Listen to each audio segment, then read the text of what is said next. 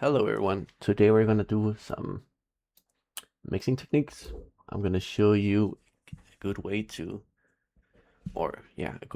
make your low end clean and less muddy.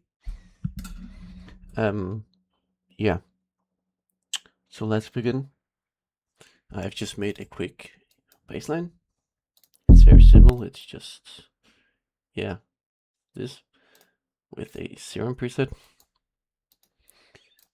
And I have a kick. And they have no mixing on at all. They're completely raw. And they sound like this.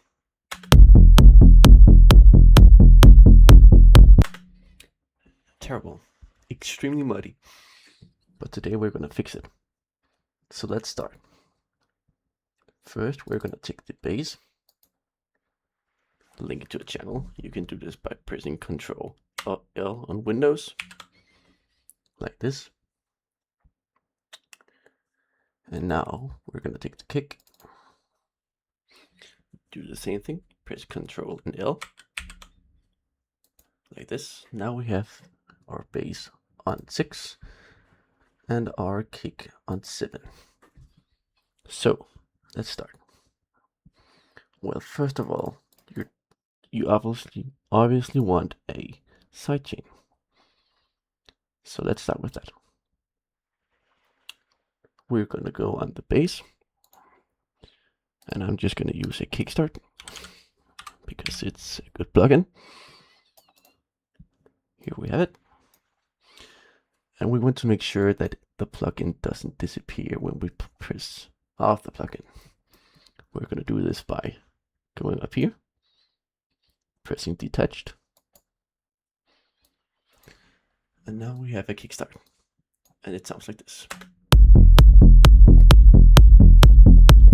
A bit better, but definitely not good. So now we're gonna load a kickstart on our kick. We're just gonna do the exactly same thing. Kickstart. Make sure it doesn't disappear. Like this.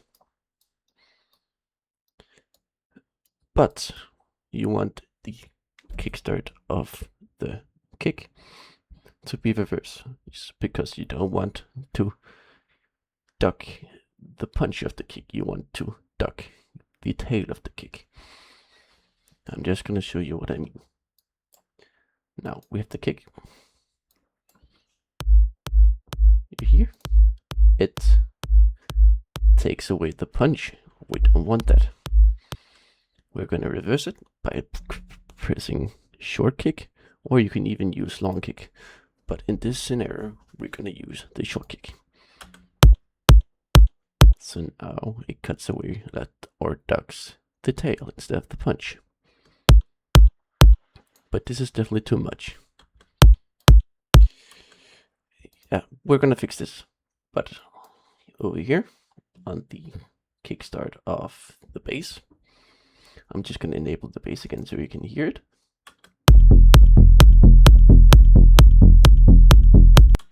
You see, this technique is pretty reliant on how you want to mix your song, which genre you're going for. If you want a song with a strong kick, you would need to make the sidechain of the kick less aggressive and make the sidechain of the bass more aggressive.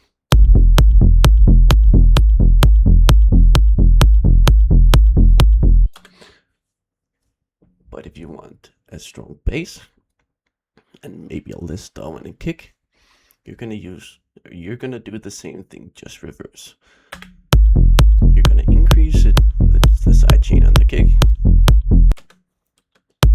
and decrease the sidechain on the bass.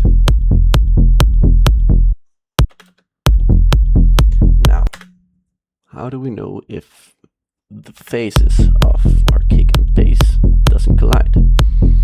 We can see this here. To our left we have the phase, or you can say the phase of our bass. There we can see that it stops around here.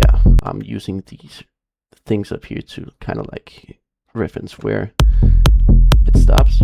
So it's around here. And our kick is up around here. Well, I want a more dominant kick, so I'm just gonna move this back.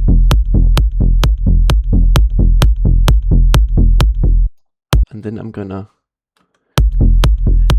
decrease the sidechain of the kick. And it's very important that the faces don't collide. And this looks to be alright. I'm probably just gonna remove a little bit of the kick. Like this. So let's listen to the before and after. So this is before. Absolutely horrendous. And this is our after.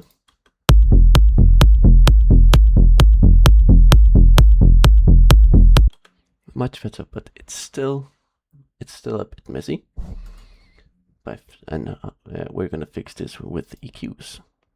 So on the bass, I'm gonna load a EQ. Make sure it doesn't disappear again. And we need to know where our punch is of the kick.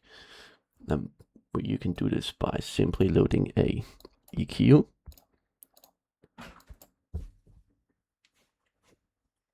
On the kick. Yes, we have the kick here.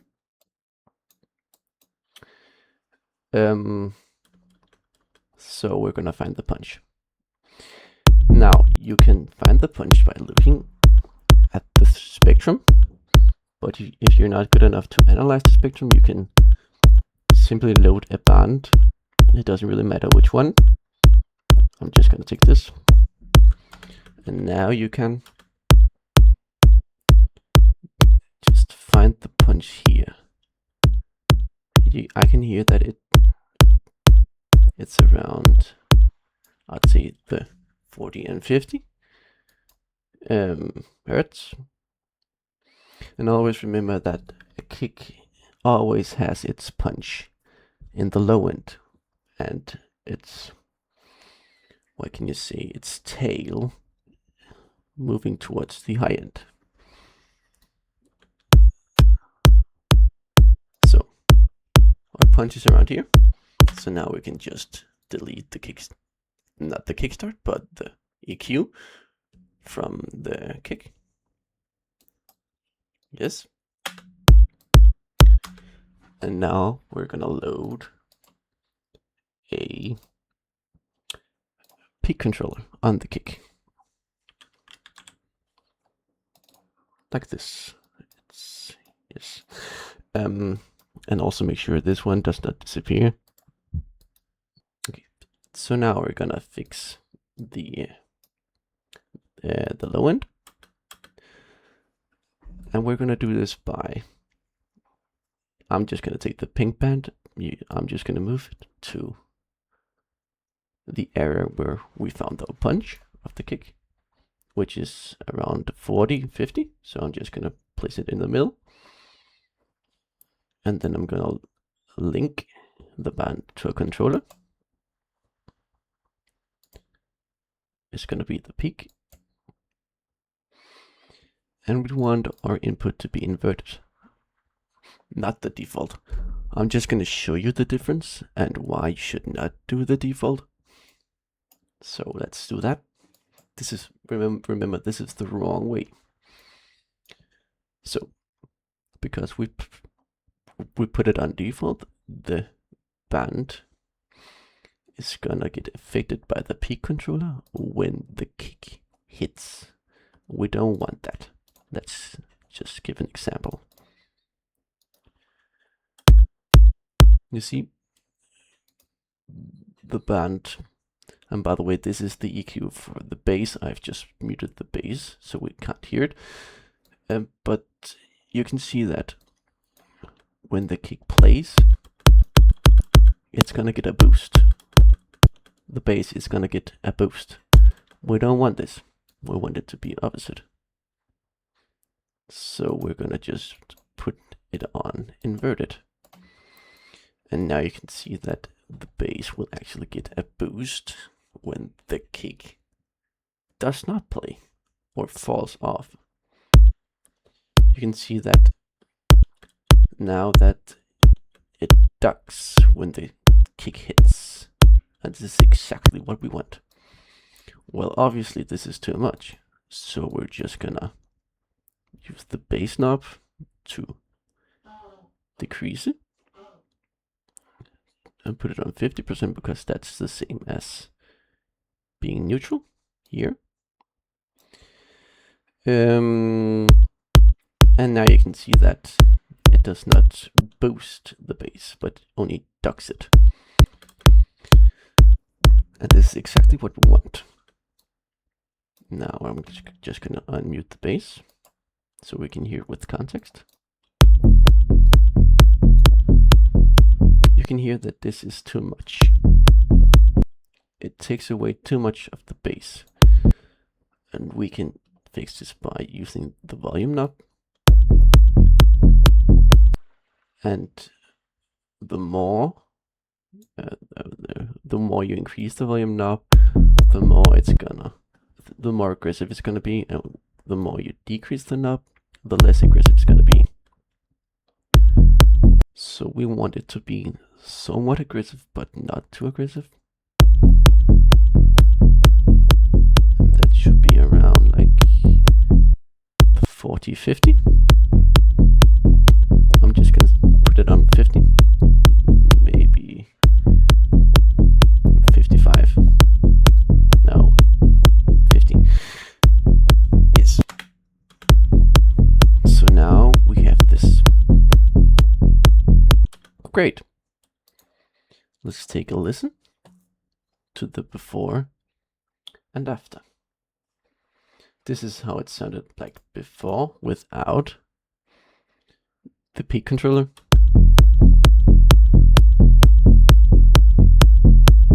And this is with. You can hear that it's cleaner. Now we want to do the final step of this tutorial, and that is also gonna be including an EQ. So load up the EQ of the on the bass. Now here we're not doing a sub bass, we're doing a mid bass. So we actually don't really want sub frequencies on the bass. So we're just gonna remove these.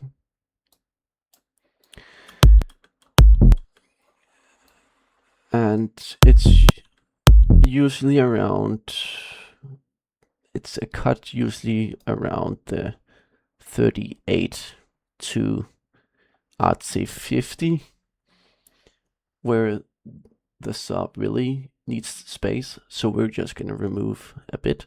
I have set mine to 38. Yes. Now, we also want to remove some harshness of the bass.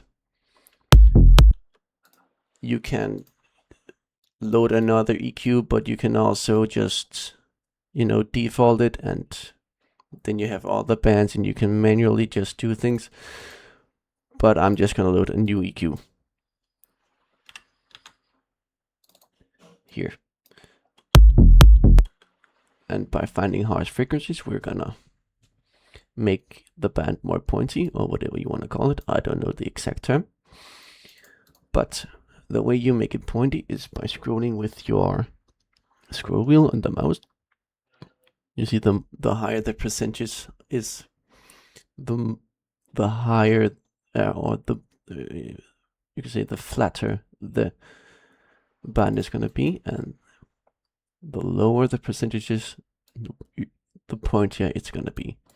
So we're just gonna find the harsh frequencies by increasing, make it pointy and increasing it just searching.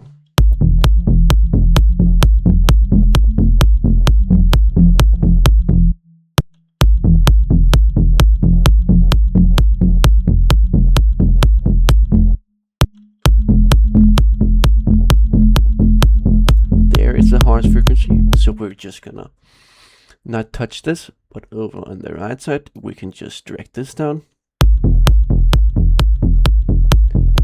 And we probably also don't want it so pointy, so we can flatten it out a bit.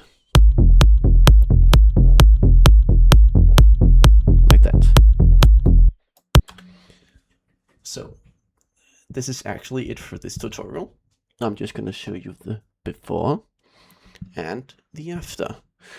And always remember to like and subscribe. And I will probably do more of these tutorials. So let's have a listen.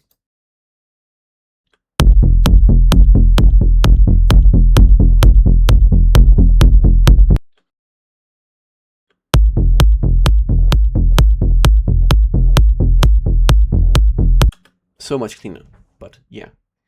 See you guys. This was it for this tutorial.